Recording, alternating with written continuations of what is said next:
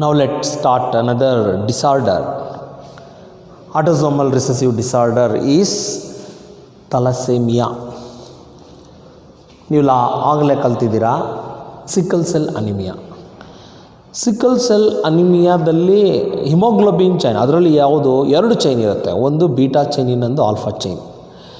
Beta ಚೈನಲ್ಲಿ 6th position defective ಆಗಿರುತ್ತೆ, ಹಾಗಾಗಿ RBC looks like sickle cell. ಇಲ್ಲಿ ತಲಸೇಮಿಯಾದಲ್ಲಿ ಹೇಗಾಗುತ್ತೆ, ಇಲ್ಲಿ ಕ್ವಾಂಟಿಟೇಟಿವ್ ಪ್ರಾಬ್ಲಮ್ ಇದು, ಅದು ಕ್ವಾಲಿಟೇಟಿವ್ ಪ್ರಾಬ್ಲಮ್. ಯಾಕಂದರೆ ಸಿಂಗಲ್ ಜೀನ್ ಪಾಯಿಂಟ್ ಮ್ಯುಟೇಷನ್ ಆಗಿರುತ್ತೆ. ಇಲ್ಲಿ ಕ್ವಾಂಟಿಟೇಟಿವ್ ಮ್ಯುಟೇಷನ್ ಆಗಿರುತ್ತೆ. ತಲಸೇಮಿಯಾ ಬರೋದಕ್ಕೆ ಕಾರಣ ಏನು ಅಂತಂದರೆ ಮ್ಯುಟೇಷನ್ ಆಗಿರ್ಬೋದು, ಡಿಲೀಷನ್ ಆಗಿರ್ಬೋದು, ಇನ್ವರ್ಷನ್ ಆಗಿರ್ಬೋದು. There various reasons. ಇಲ್ಲಿ ಅಬ್ಸರ್ವ್ ಮಾಡಿ, ತಲಸೇಮಿಯಾದಲ್ಲಿ ನಾವು ಎರಡು ಥರ ಡಿಸೀಸನ್ನು ನೋಡ್ತೇವೆ. ಒಂದು ಆಲ್ಫಾ ತಲಸೇಮಿಯಾ, ಇನ್ನೊಂದು beta ತಲಸೇಮಿಯಾ. So ತಲಸೇಮಿಯಾ, it is the autosomal recessive inherited disorder transmitted from the offsprings when both the parent are heterozygous. The defect arises due to either mutation or deletion, which results in the reduced the rate of synthesis one or more globulin chain of hemoglobin. The synthesis of hemoglobin is reduced. ಇಲ್ಲ ಆಲ್ಫಾದಲ್ಲಿ reduce ಆಗಿರ್ಬೋದು, ಇಲ್ಲ ಬೀಟಾದಲ್ಲಿ reduce ಆಗಿಬಿಡ್ಬೋದು, protein synthesis. Okay, ತಲಸೇಮಿಯಾದಲ್ಲಿ ನಾವು ಎರಡು ಥರ ನೋಡ್ತೀವಿ. ಒಂದು ಆಲ್ಫಾ ಚೈನ್, ಇನ್ನೊಂದು ಬೀಟಾ ಚೈನಲ್ಲಿ ಡಿಫೆಕ್ಟಿವ್ ಕಂಡು ಬಂದಾಗ ನಾವು ಹೇಳೋವಂಥದ್ದು. First one is alpha thalassaemia. Alpha thalassaemia, it is controlled gene HbA1 and HbA2 chromosome number 16. ಅಂದರೆ the defective gene present in the chromosome number 16. ಅದರಲ್ಲಿ ಜೀನ್ ಹೆಸರು HbA1 ಆ್ಯಂಡ್ HbA2. ಇಲ್ಲಿ haemoglobin synthesis in alpha chain is reduced or defect ಆಗಿರುತ್ತೆ. Then RBC become sickle shape and reduce the tension of the oxygen carrying capacity ಕಮ್ಮಿ ಆಗುತ್ತೆ. ಇದು alpha thalassaemia. ಇನ್ನೊಂದಿದೆ beta thalassaemia. Beta thalassemia, it is controlled by the gene HBB and chromosome number 11. The defective gene present in the chromosome number 11. The protein synthesis is reduced or defect. Protein synthesis is reduce ಆಗ್ತಾ ಹೋಗುತ್ತೆ. Then RBC become also sickle shape.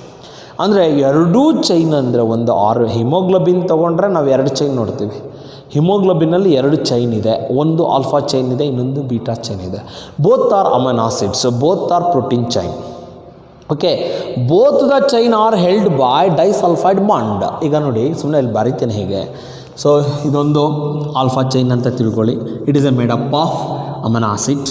ಇದು beta chain ಅಂತ ತಿಳ್ಕೊಳ್ಳಿ, it is also made up of amino acids. Both the held by disulphide ಬಾಂಡ್ಗಳಿಂದ held ಆಗಿರುತ್ತೆ ಎರಡು ಚೈನ್ಗಳು. Has it is haemoglobin ಹೇಗಿರುತ್ತೋ, ಸರಿ ಇನ್ಸುಲಿನ್ ಹೇಗೆ ಇರುತ್ತೋ ಅದೇ ಥರ ಇದು ಕೂಡ. ಓಕೆ, ಈಗ ಆಲ್ಫಾ ಚೈನಲ್ಲಿ, ಆಲ್ಫಾ ತಲಸೇಮಿಯಾದಲ್ಲಿ the defective gene HbA1 and HbA2 chromosome number 16 ಆದಾಗ ಇಲ್ಲಿ ಡಿಫೆಕ್ಟಿವ್ ಪ್ರೋಟೀನ್ ಸಿಂಥಸಿಸ್ ಆಗುತ್ತೆ. ದೆನ್ ಆಲ್ಸೋ ಬಿಕಮ್, ಅಂದರೆ RBC ಬಿಕಮ್ ಸಿಕ್ಕಲ್ ಶೇಪ್. ಅದೇ ಥರ ಬೀಟಾ ತಲಸೇಮಿಯಾದಲ್ಲಿ ಬೀಟಾ ಚೈನ್ ಏನಿದೆ HBB, controlled by HBB, the gene present on the chromosome number 11. Then defective gene synthesis defective protein and then RBC become sickle shape. RBC ಏನಾಗುತ್ತೆ, sickle ಶೇಪನ್ನು ಪಡ್ಕೊಳ್ಳುತ್ತೆ. Okay, ಈಗ ಇದರಿಂದ ಕಾರಣ ಏನು ಅಂತ ಗೊತ್ತಿರಬೇಕು. ಇದು ಆಗೋದಕ್ಕೆ ಕಾರಣ ಏನು ಅಂತ.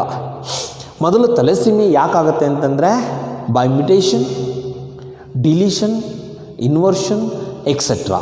ಅಂದರೆ ಈ ಎಲ್ಲ ಕಾರಣಗಳಿಂದ ಏನಾಗುತ್ತೆ, ತಲಸೇಮಿಯಾ ಕಾಣಿಸ್ಕೊಳ್ಳುತ್ತೆ. It is the quantitative problem.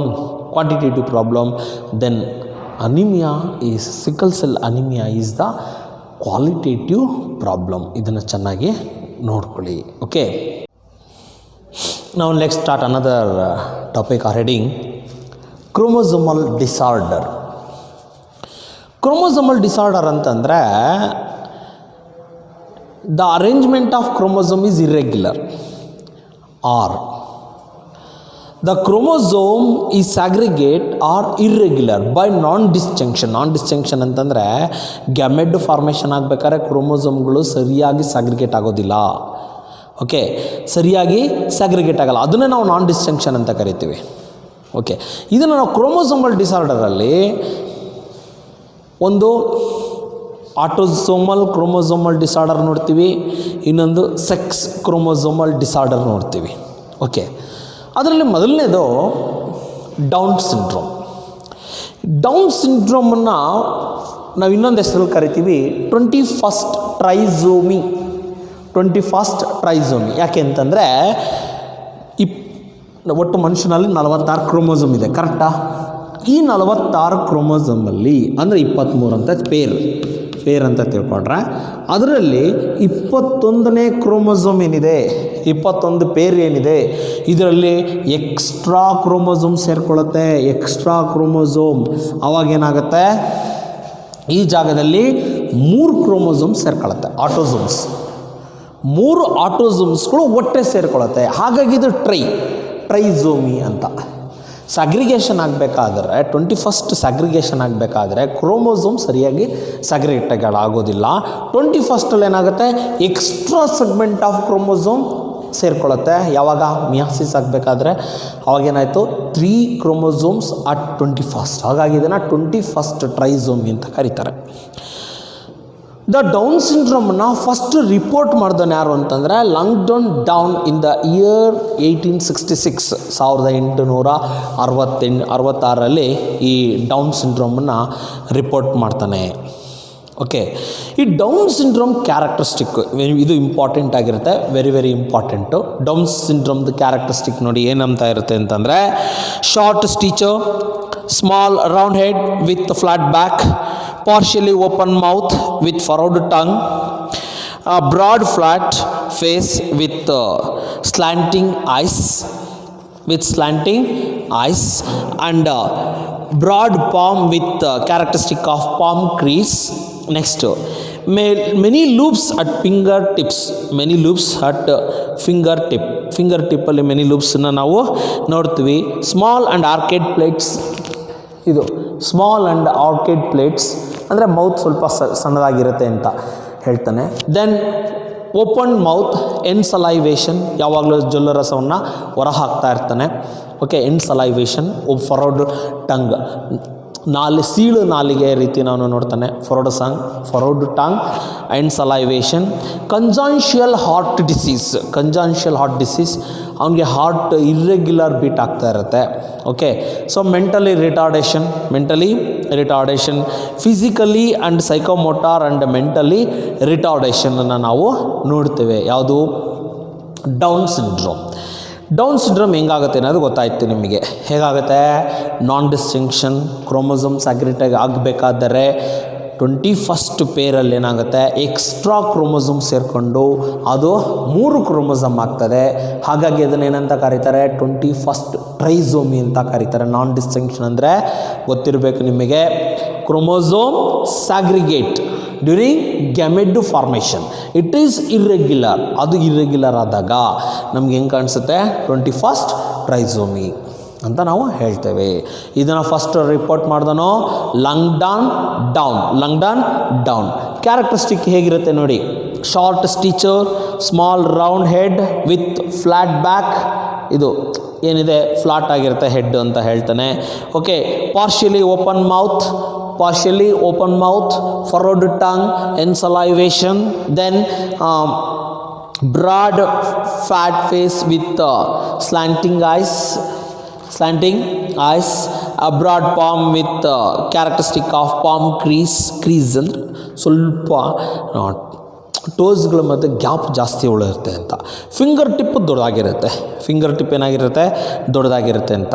Small and arcade plates, ಇದು ಆರ್ಕೇಡ್ ಪ್ಲೇಟ್, ಇಲ್ಲಿದೆಯಲ್ಲ ಇದು ಈ bone, small and arcade plates. Congenital heart, disease, irregular heartbeat and physical and psychomotor and mental retardation. ಇಷ್ಟು ಕ್ಯಾರೆಕ್ಟರಿಸ್ಟಿಕ್. ಬರೀ ಒಂದೇ ಒಂದು ಕ್ರೋಮೋಸೋಮ್ 21ಗೆ ಜಂಪ್ ಆದರೆ ಇಷ್ಟು ಕ್ಯಾರೆಕ್ಟ್ರು ನಾವು ನೋಡ್ತೇವೆ. ಓಕೆ, ಈ ಕ್ರೋಮೋಸೋಮಲ್ ಡಿಸಾರ್ಡರ್ಗೆ ಯಾವುದೇ ಕಾರಣಕ್ಕೂ ಮೆಡಿಸಿನ್ ಇರೋದಿಲ್ಲ. ಓಕೆ, ಕ್ರೋಮೋಸೋಮಲ್ ಡಿಸಾರ್ಡರ್ಸ್ ಅದರಲ್ಲಿ ಇನ್ನೊಂದಿದೆ ಕ್ಲೈನ್ಫೆಲ್ಟರ್ ಸಿಂಡ್ರೋಮ್. ಇದನ್ನು ನಾವು ಕ್ರೋಮೋಸೋಮಲ್ ಕಾಂಪ್ಲಿಮೆಂಟ್ ಹೆಂಗಪ್ಪ ಅಂತಂದರೆ 44 ಮತ್ತು XXY = 47. ಇಂಪಾರ್ಟೆಂಟ್, ಇದು 1 ಮಾರ್ಕ್ಸಿಗೆ ಕೇಳ್ತಾನೆ. ಇಲ್ಲಿ ಗಮನಿಸಿದ ಹೆಂಗೆ XXY ಆಯಿತು ಅಂತ ತೋರಿಸ್ತೀನಿ. XY male cross with female. Okay, ಇಲ್ಲಿ ಗ್ಯಾಮೆಟ್ ಫಾರ್ಮೇಷನ್ ಆಯಿತು, X ಸಪ್ರೇಟ್ ಆಯಿತು, Y ಸಪ್ರೇಟ್ ಆಯಿತು. ಇಲ್ಲಿ ಗ್ಯಾಮೆಟು ಫಾರ್ಮೇಷನ್ ಆಗಬೇಕಾದ್ರೆ 2 X ಒಂದೇ ಗ್ಯಾಮೆಟಿಗೆ ಬರ್ತದೆ, ಒಂದು ಓ ಇಲ್ಲ. ಅದರ ಬದಲಾಗಿ ಏನಿರುತ್ತೆ, ಆಟೋಸೋಮ್ಸ್. ಈಗ ಅದನ್ನು ಕ್ರಾಸ್ ಮಾಡಿದಾಗ ನಮಗೆ XXX ಸಿಗುತ್ತೆ. ನಾವು it is called super female ಅಂತ ಕರಿತೀವಿ. ಇದ್ರ ನಿಮಗಿಲ್ಲ, ಆದರೂ ಕ್ಯಾರೆಕ್ಟರ್ ಏನಪ್ಪ ಅಂತಂದರೆ ಸ್ವಲ್ಪ ಧೈರ್ಯ ಜಾಸ್ತಿ ಇರೋ ಅಂಥದ್ದು. ಅನದರ್ ಕ್ರಾಸ್ ನೋಡಿ XXY, ಇದು ಕ್ಲೈನ್ಫೆಲ್ಟರ್ ಸಿಂಡ್ರೋಮ್. ಅದೇ ಥರ ಇನ್ನೊಂದಿದೆ XO, Turner syndrome. Klinefelter syndrome and Turner syndrome.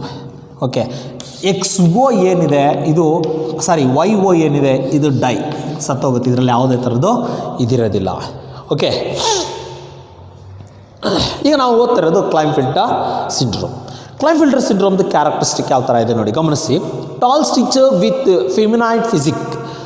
Feminine ಅಂದರೆ ಏನು? ಫೀಮೇಲ್. ಹುಡುಗಿರು ಹೆಂಗಾಡ್ತಾರೆ ಗೊತ್ತಲ್ಲ, ನೀವು ಕೇಳಿರ್ಬೇಕು, ಚನ್ನಪಟ್ಟಣ ಅಂತಾರಲ್ಲ, ಹಿಂಗಂತಾರಲ್ಲ, ಹಿಂಗೆ ಆಡ್ಕೊಂಬರ್ತಾರಲ್ಲ, ಆ ಥರದ್ದು ಫೆಮಿನೈನ್ ಫಿಸಿಕ್ಸ್ ಅಂದರೆ ಗೊತ್ತಲ್ಲ, ಆ ಥರದ್ದು. ನೆಕ್ಸ್ಟು ಬ್ರೆಸ್ಟ್ ಡೆವಲಪ್ಮೆಂಟ್, ಇವರಿಗೆ ಬ್ರೆಸ್ಟ್ ಡೆವಲಪ್ಮೆಂಟ್ ಆಗಿರುತ್ತೆ. Okay, next female type of pubic hair patterns. Pubic ಅಂದರೆ ಗೊತ್ತಲ್ಲ, ಈ ರೀಜನನ್ನು ನಾವು ಫ್ಯೂಬಿಕ್ ಅಂತ ಕರಿತೇವೆ. Female type of hair pattern. Poor blood growth, ಗಡ್ಡ ಮೀಸೆ ಅಷ್ಟು ಡೆವಲಪ್ಮೆಂಟ್ ಇರೋದಿಲ್ಲ. ಸ್ಟರ್ಲಿಟಿ, ಇವ್ರಿಗೆ ಮಕ್ಕಳಾಗಲ್ಲ ಮದುವೆ ಮಾಡಿದ್ರೆ. ಪರ್ಮನೆಂಟ್ ಸ್ಟರ್ಲಿಟಿ, ಇವ್ರಿಗೆ ಮದುವೆ ಮಾಡಿದ್ರೆ ಮಕ್ಕಳಾಗೋದಿಲ್ಲ ಅಂತಂದ್ಬಿಟ್ಟು ನೋಡಿರಿ. ಇದನ್ನು 3 ಮಾರ್ಕ್ಸಿಗೆ ಕೇಳ್ತಾರೆ. ಇಂಪಾರ್ಟೆಂಟು, ಸ್ವಲ್ಪ ಗಮನ ಇಟ್ಟು ನೋಡಿ.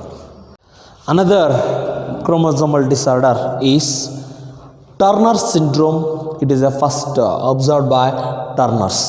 ಅಂದರೆ ಟರ್ನರ್ ಏನು ಮಾಡ್ತಾನೆ, ಈ ಸಿಂಡ್ರೋಮನ್ನು ಅಬ್ಸರ್ವ್ ಮಾಡ್ತಾನೆ. ಇದು ಕೂಡ ಹೇಗಾಗುತ್ತೆ ಅಂತಂದರೆ ಬೈ ನಾನ್ ಡಿಸ್ಟಿಂಕ್ಷನ್. ನಾನು ಇಲ್ಲಿ ಸ್ಕೀಮ್ ಹಾಕಿದ್ದೀನಿ ನೋಡಿ, ಸ್ಕಿಮ್ಯಾಟಿಕ್ ರೆಪ್ರೆಸೆಂಟೇಷನ್ ಗೊತ್ತಾಗುತ್ತೆ. XO, ಒಂದು X ಇದೆ, ಇನ್ನೊಂದು X ಇಲ್ಲ. ಓಕೆ, ಒಂದು X ಏನಿದೆ ಫಿಸಿಕಲ್ ಕ್ಯಾರೆಕ್ಟರ್ನ ಡೆವಲಪ್ ಮಾಡುತ್ತೆ. ಓಕೆ, ಆದರೆ ಇನ್ನೊಂದು X ಇಲ್ಲ. She is female.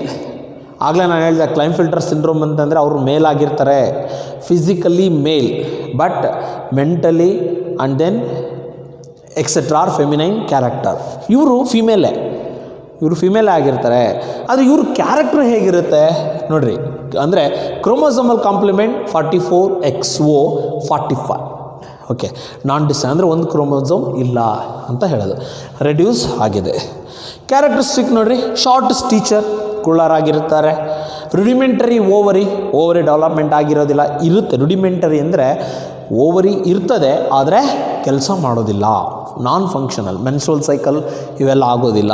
Okay, poor development of breast development ಇವರಿಗೆ ಆಗೋದೇ ಇಲ್ಲ. Lack of secondary sexual character ಅಂದರೆ breast development, under hair arms and pubic hair ಅವೆಲ್ಲವೂ ಕೂಡ ಇರೋದಿಲ್ಲ ಅಂತಂದ್ಬಿಟ್ಟು. ಇವರು ಕೂಡ ಸ್ಟರ್ಲಿಟಿ ಅಂದರೆ ಇವರಿಗೆ ಕೂಡ ಮಕ್ಕಳು ಆಗೋದಿಲ್ಲ. ಅಂದರೆ ಮೆಂಟಲಿ ರಿಟಾರ್ಡೇಷನ್, ಬುದ್ಧಿಮಾಂದ್ಯತೆ, ಈ ಕ್ಯಾರೆಕ್ಟರ್ಗಳು ಇವರಲ್ಲಿ ಕಂಡು ಬರ್ತದೆ. ಓಕೆ, ಇದು ಟರ್ನರ್ ಸಿಂಡ್ರೋಮ್. ಅಂದರೆ ಕ್ರೋಮೋಸೋಮಲ್ ಡಿಸಾರ್ಡರಲ್ಲಿ ಇವತ್ತು 3 ಕಲಿತೀರಾ. ಒಂದು ಡೌನ್ ಸಿಂಡ್ರೋಮ್, ಇನ್ನೊಂದು ಕ್ಲೈನ್ಫೆಲ್ಟರ್ ಸಿಂಡ್ರೋಮ್, ಇನ್ನೊಂದು ಟರ್ನರ್ಸ್ ಸಿಂಡ್ರೋಮ್. 3 ಇದಿಷ್ಟು ಚೆನ್ನಾಗಿ ಕಲ್ತ್ಕೊಂಡ್ರೆ ನಿಮಗೆ ಮಾರ್ಕ್ಸು ಚೆನ್ನಾಗಿ ಸಿಗುತ್ತೆ. ನಾವು let start another chapter, molecular basis of inheritance, 6th chapter. It carries 10 marks in annual exam. 10 marks ಇರುತ್ತೆ.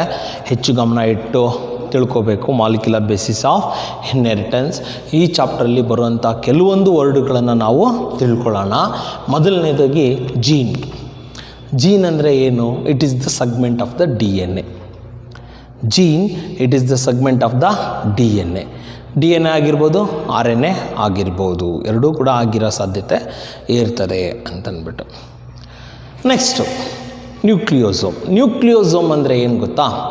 ಇಲ್ಲಿ positively charged histone protein is wrapped around by the negatively charged DNA molecule. It is the positively charged histone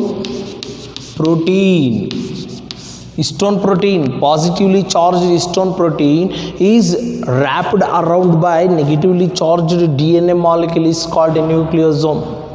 ಈ ನ್ಯೂಕ್ಲಿಯೋಸೋಮ್ಗಳು ಸೇರ್ಕೊಂಡೆ ಕ್ರೋಮೋಸೋಮ್ಗಳಾಗೋದು. ನ್ಯೂಕ್ಲಿಯೋಸೋಮ್ಗಳು ಸೇರ್ಕೊಂಡು ಕ್ರೋಮೋಸೋಮ್ಗಳಾಗೋದು. ನೀವು nucleosome ನೋಡಿರ್ತೀರ ಅಂದ್ಕೊಂಡಿದ್ದೀನಿ, ನಾನು ತೋರಿಸಿರ್ತೀನಿ ಕೆಲವ್ರಿಗೆ. ಈಗ ನೀವು ಮೈಕ್ರೋಸ್ಕೋಪಲ್ಲಿ ಸೆಲ್ ಡಿವಿಷನ್ ನೋಡಬೇಕಾದ್ರೆ ಕ್ರೋಮೋಸೋಮ್ಗಳು ನಮಗೆ ಬೀಡೆಡ್ ಅಪಿಯರೆನ್ಸ್ ಕಾಣಿಸುತ್ತೆ. ಈ ಲೈಕ್ ದಟ್ ಬೀಡೆಡ್. ಒಂದು ಬೀಡನ್ನು ದೊಡ್ಡದು ಮಾಡಿದ್ರೆ ನಮಗೆ ಈ ಥರ ಕಾಣುತ್ತೆ.